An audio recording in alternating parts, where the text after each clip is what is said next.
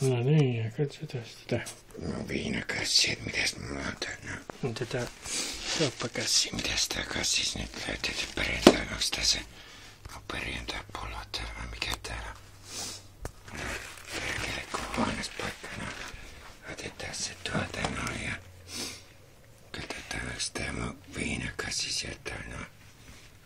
Avataan nyt sitä kassia vähän, no niin katsotaan.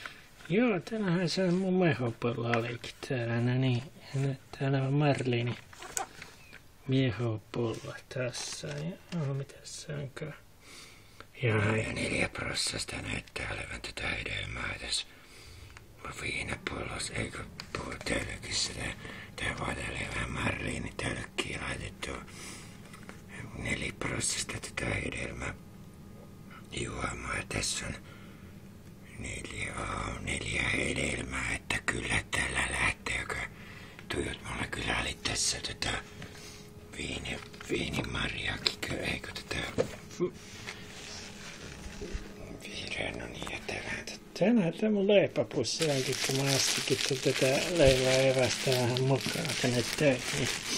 Laitetaan se nyt tänne perjantai-pussikassiin tai mikäs. Täällä nyt ei ole muodokassi, mutta tämä on kangaskassihan tämä nyt. No niin, kangaskassi laitetaan vähän tätä ruista vähän sinne, että maistuu vähän ja oli noita vihreitä viiniryppaleita, että piti vähän tehdä niin kuin potkuu noista. Viiniryppaleita tulikin saada, ei tässä ole vihreitä. Viiniryppaleita tässä on semmoinen, nyt täältä kappakassi siellä valmis. Pannaan sitä matkaa eväskassi tähän sivuun vähän aikaa odotettava. Seuraavan paikka minä ryyppää tästä. Tuonaan siellä niin juomat hyvin paikalla täältä viivouskomerot.